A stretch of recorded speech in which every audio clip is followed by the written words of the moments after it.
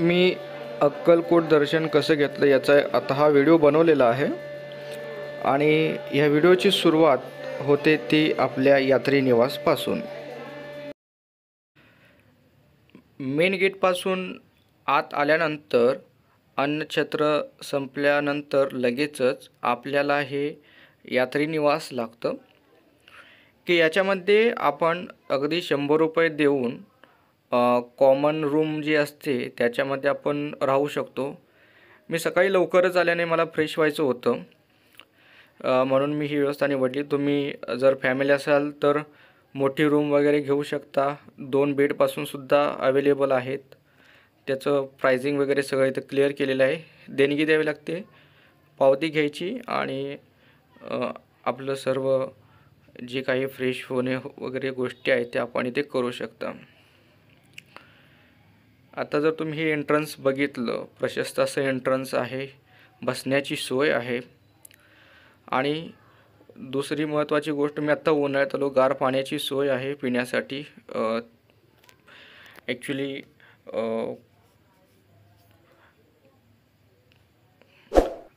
आणखी दुसरी गोष्ट म्हणजे जे प्राइसिंग आहे, म्हणजे किती देणगी द्यावी लागेल तो संपूर्ण चार्ट आपल्याला बघायला मिळतो इथे। आणखी इथं काउंटरवरती आहेत ते पण आपल्याला सविस्तर गाईड करतात। रूम्स किती अवेलेबल आहेत हे आधी बघावं लागतं। मी कॉमन रूम घेतली होती, पण ही तुम्हाला दाखवते बेडची रूम कशी असतात। ह्या बेडचे रूम आहेत, पण इथं सुद्धा अटॅच संडास बाथरूम आहे। आणि इथं सरळ गेल्यानंतरच आमचं कॉमन हॉल आहे की ज्याच्यामध्ये मी थांबलो होतो, त्याला 100 रुपये देऊन मी थांबलो होतो। फक्त इथं लॉकरची सोय नाही आहे। मी बऱ्याच गोष्टी बघितल्या पण लॉकर नाही आहे। आपण सामान व्यवस्थित ठेवू नाही शकत इथे, तर आपल्याला ते कॅरीच करावं लागतं। ही अशी व्यवस्था आहे हॉलची। तर मी एका कोपऱ्यात माझी सॅग वगैरे ठेवून दिली। आता मी या यात्री निवासच्या बाहेर पडलेलो आहे आणि आता ॲक्च्युली मी आता देवदर्शनाला जाणार आहे। आपण आता हे जे बघत आहात इथून ही महाप्रसादाची रांग असते। महाप्रसादाचं टायमिंग शक्यतो 11 नंतरच असावं। मी अजून बघितलेलं नाही आहे, कन्फर्म नाही आहे।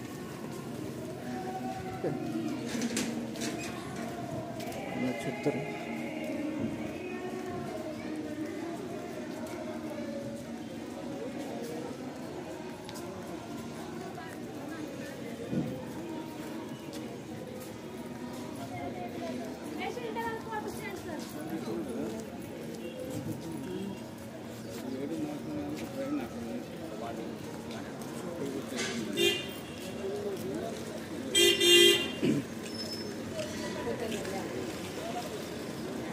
इथे अन्नछत्र आहे, ठीक आहे। पण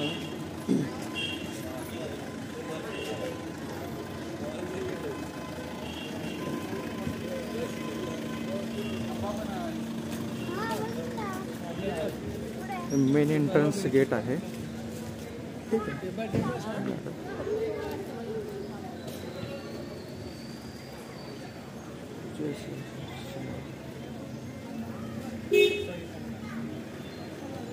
आणि मित्रांनो, इथे हे धान्य कोठार आहे। जर आपल्याला कोणत्याही प्रकारचे शिदा वगैरे द्यायचे असतील तर तुम्ही इथं बघू शकता की दिलेल्या लोकांनी तिथं कलेक्ट केले जातात। जे काही महाप्रसादासाठी वगैरे द्यायचं तुम्हाला तिथं समोर चाय पितो तेव्हा आले बघा।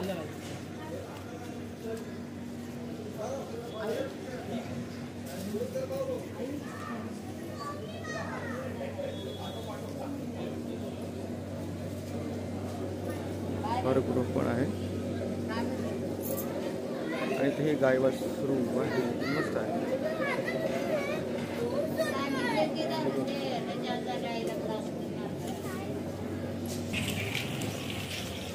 आता आपण जे मेन गेटमधून आत आलो होतो भक्त निवाससाठी, त्या गेटमधून सरळच पुढे गेल्यानंतर स्वामींचं मंदिर आहे आणि तो वटवृक्षसुद्धा आहे जिथे स्वामी बसायचे.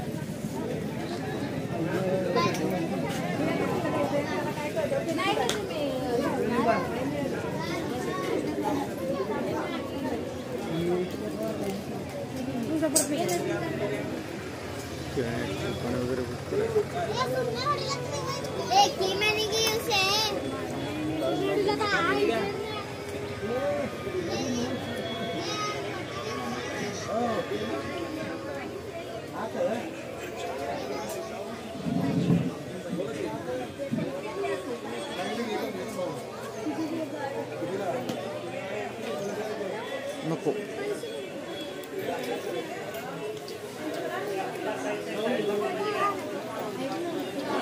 पैसे सुट्टी द्यायचे. तुझं नाव काय आणि तुझं ग मी खुशी.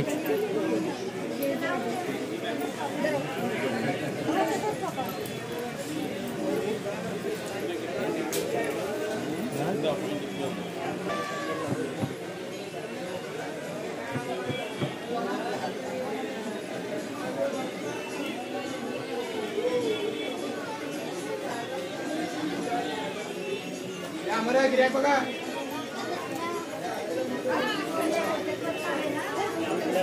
₹40 का नावावर का ₹40 या साईडचे 40 रुपयाला आहे फक्त.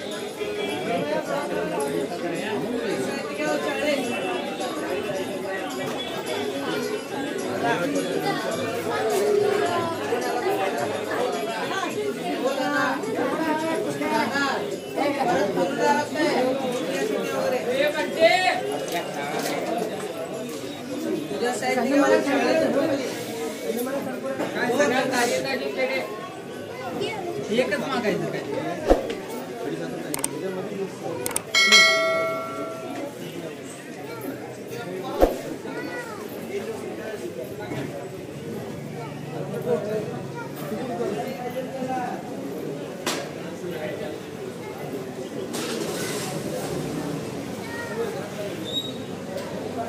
तर आता आपण वटवृक्ष मंदिराकडे चाललेलो आहोत आणि इथे चप्पल्स ते काढूया आपण.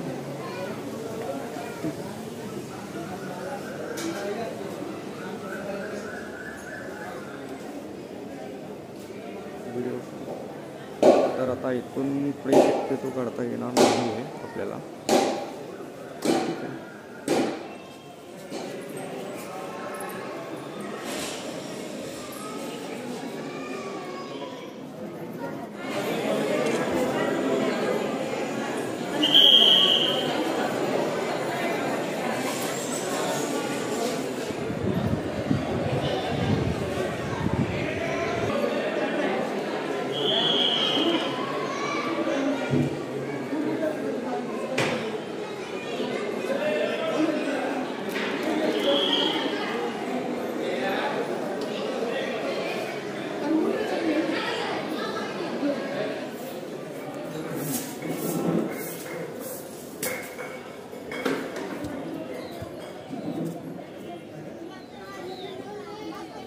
झालेलं आहे.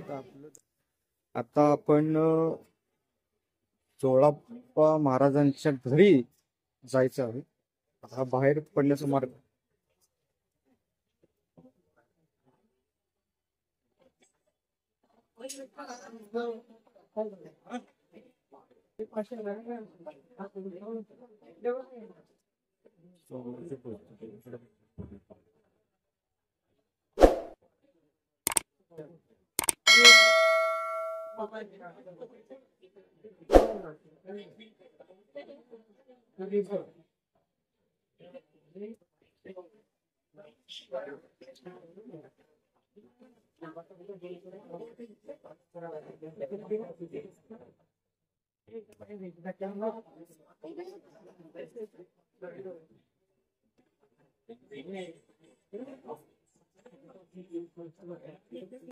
या ठिकाणी शिकता तो डाल काय का सुद्धा गेलो गेला तो एपिक्रिया करे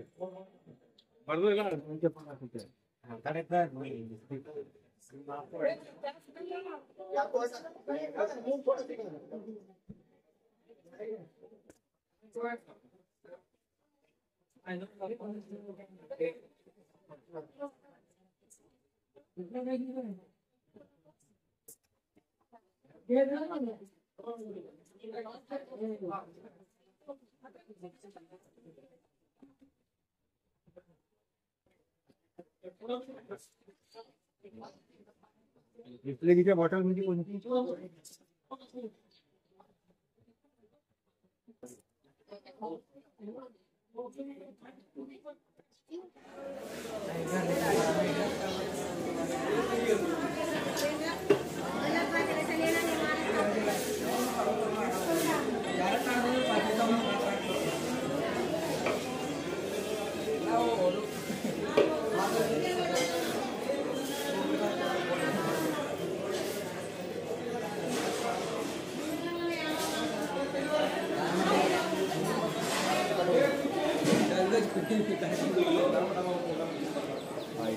इथं बी त्या साईड भेटल्या.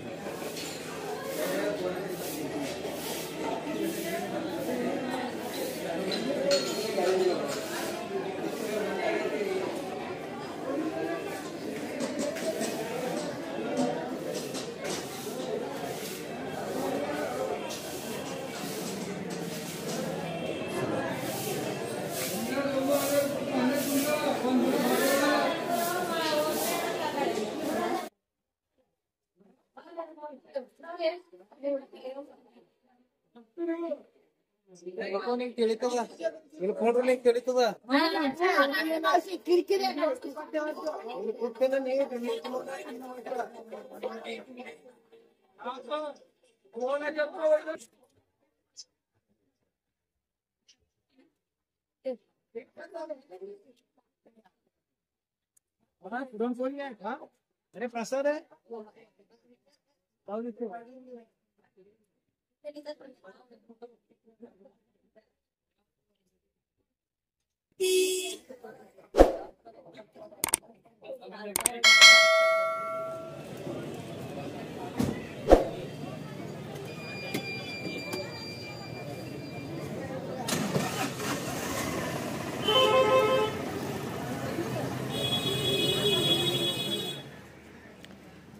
हे गुरु मंदिर आहे मित्रांनो.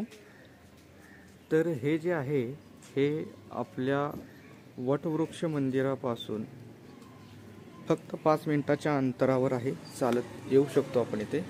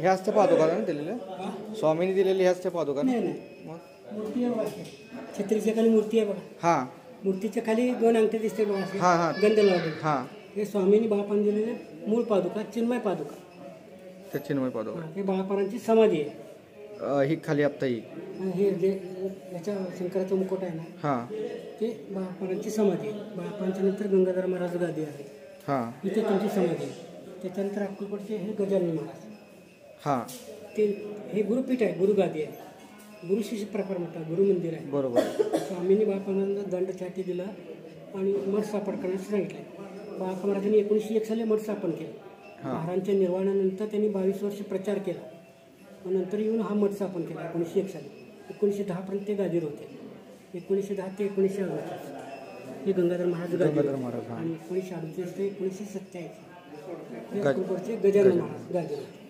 त्यानंतर ट्रस्ट स्थापन केलं हां आता त्याचे अध्यक्ष म्हणून त्यांचे नातू आहे पुरुषोत्तम महाराज हे गुरुमंदिर आहे गुरुमंदिर मी पण तेच वाचलं होतं मी पण 2 वेळा आलो होतो पण इकडे काय आलो नव्हतं मग नंतर बघितल्यानंतर म्हणतात आज जाऊन यायचं म्हणते आणि स्वामींनी सांगितलं होतं हां म्हणजे सूर्यचंद्र असतपर्यंत हां तू अन्नदान कर बरोबर आहे म्हणून त्यापासून अन्नदान इथं आहे आधी आणि मग हे जर महाप्रसादाचं टायमिंग किती वाजता असते 12:30 ते 3 पर्यंत आहे 12:30 ते 3 आणि 7 ते 8 आरती असते 8 ते 10 8 ते 10 2 टाईम अन्नदान सेवा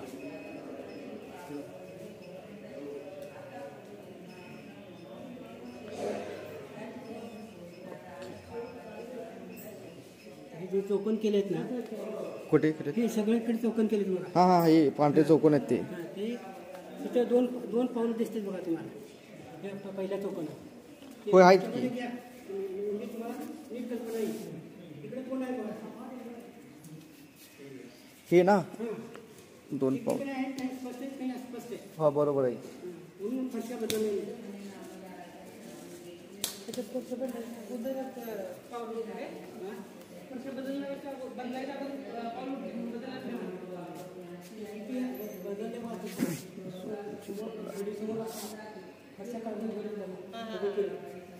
बदलले होते आम्ही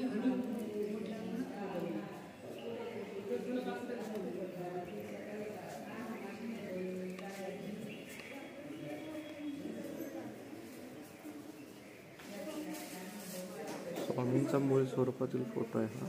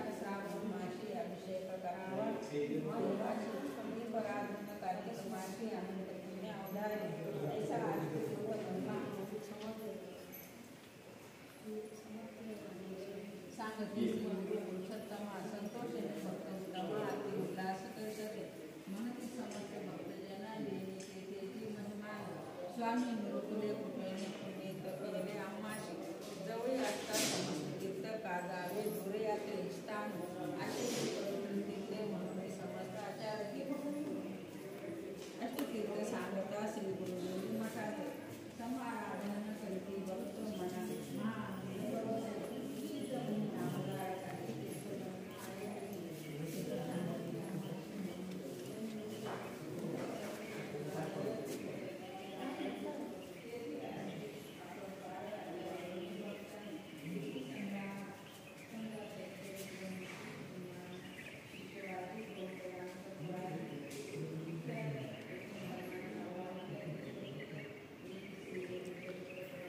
ह्या ज्या आत्ता आपण मार्किंग केलेल्या पायऱ्या बघतोय त्याच्यावरती स्पष्ट अस्पष्ट स्वरूपात स्वामी समर्थांचे चरण उमटलेले आहे. ज्यावेळी त्यांनी हा निर्णय घेतलेला की फरशा बदलायच्या त्यावेळी हे ते आपोआप चरण उमटलेले आहेत, त्या सोडून फरशा हे केलेले आहेत. हे राम मंदिर आहे.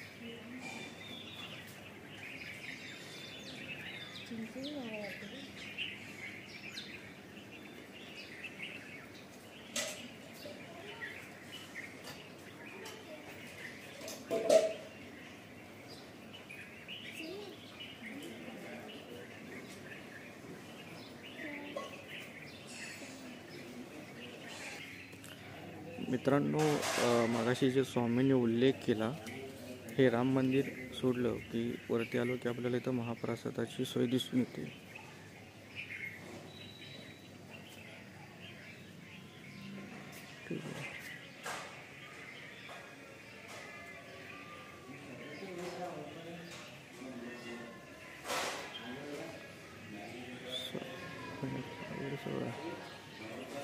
आता आपण गुरुमंदिराकडून चालत इथपर्यंत आलो. एक साधारण 10 मिनिटे लागली मला गुरुमंदिरापासून इथपर्यंत चालत यायला.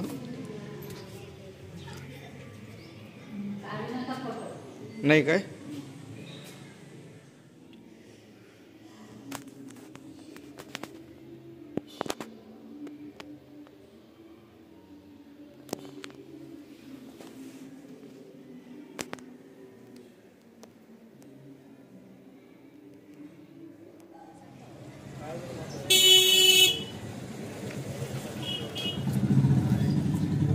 आता आपण हक्क्याच्या मारुतीपासून चालत आलो. त्याच्यापासून साधारणपणे 10 मिनिटाच्या अंतरावर येत होतं. म्हणजे तुम्हाला रिक्षाला पैसे घालावेच लागतील असं नाही आहे, फक्त तुमची चालायची तयारी पाहिजे. आणि आत्ता आपण आलेलो आहोत तर हे समाधी मंदिर आहे महाराजांचं, त्याच्याजवळ आपण आता आलेलो आहोत.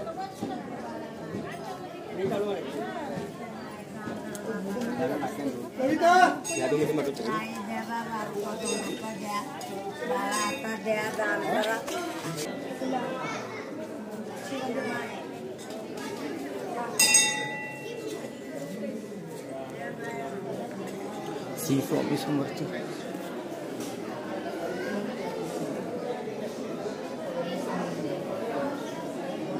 गर्दी भरपूर आहे.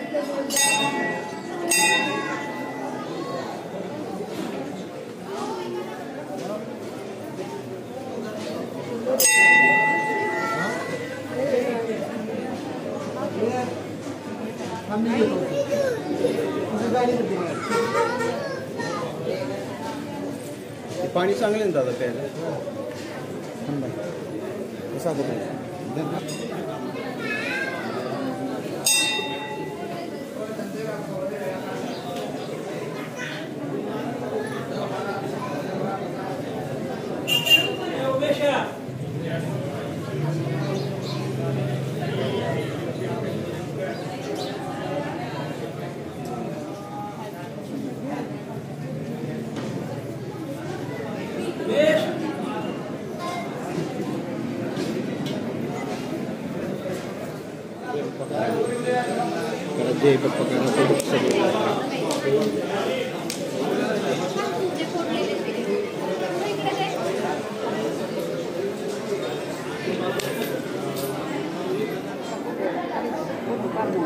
महाराजांनी दिलेले पादुका आहेत ना. मोबाईल बंद करा भैया, मागा काढा, मागा सरका. आता हे स्वामी समर्थ समाधी आद्य मठ स्थान महात्म्य जे आहे, तर इथं असं सांगितलं की 21 वर्ष नित्य निवास केलेला आहे स्वामी. ठीक आहे. आता चोळप्पा हे सराफ दीडमणी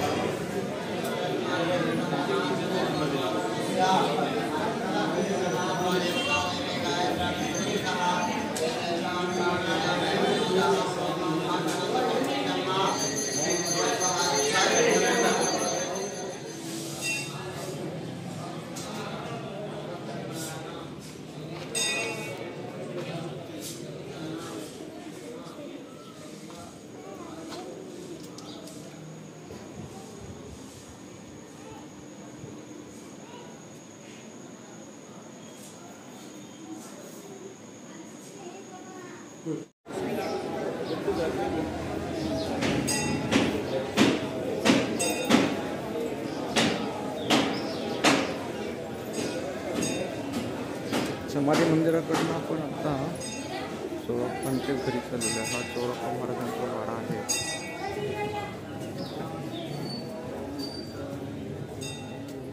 चोळप्पा महाराजांचा वाडा आहे हा.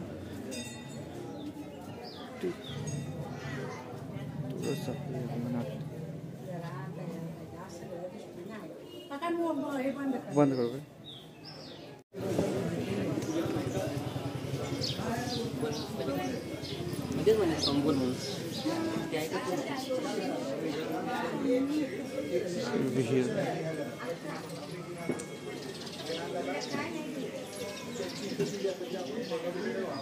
हीच वीर यात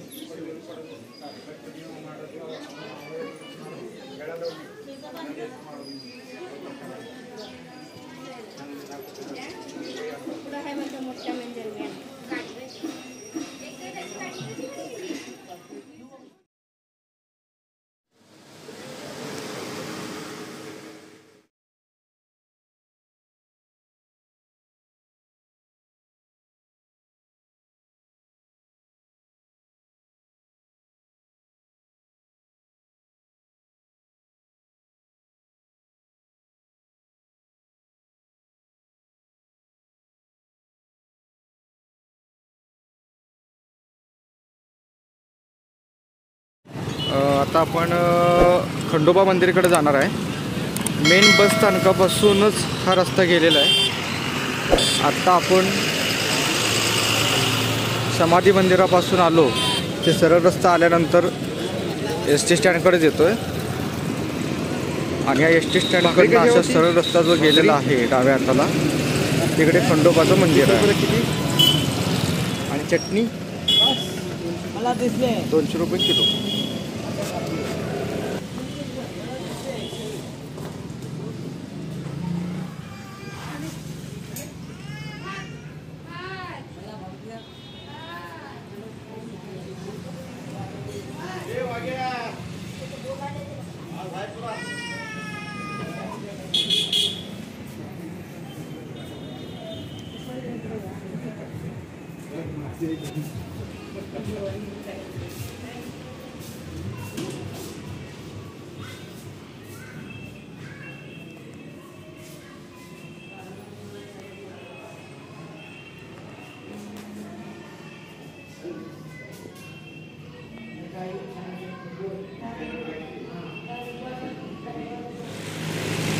हे एस टी स्टँड सोडल्यानंतर आपण असं वरती चढायला ज्यावेळी जातो त्यावेळी आपल्याला राजवाडा दृष्टीस पडतो.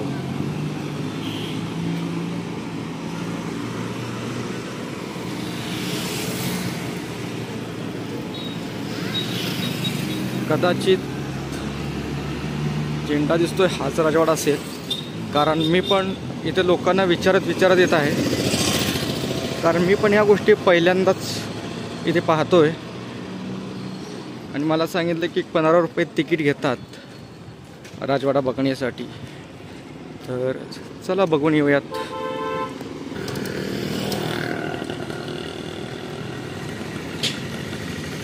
ओके, ठीक आहे. तर आपण आलेलो आहे आर्मरी म्युझियमकडे. ठीक आहे, हे एंट्री गेट आहे.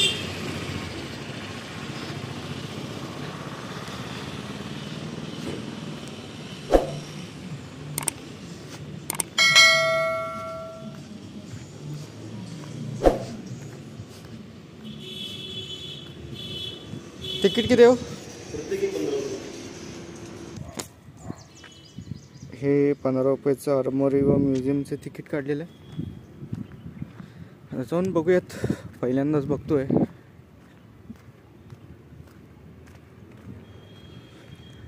ह्या जुन्या वास्तू मन मोहित करतात, परंतु शक्यतो आता तिथं काहीच नाही आहे असं वाटतंय. ओके, जे काय व्यवस्थित आहे ते तेवढं बघून येऊयात.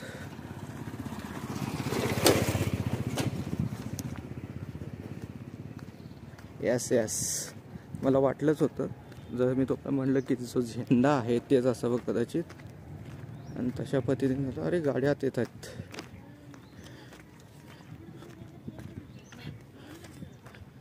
ओके, म्हणजे हेच आर्मरी म्युझियम आहे.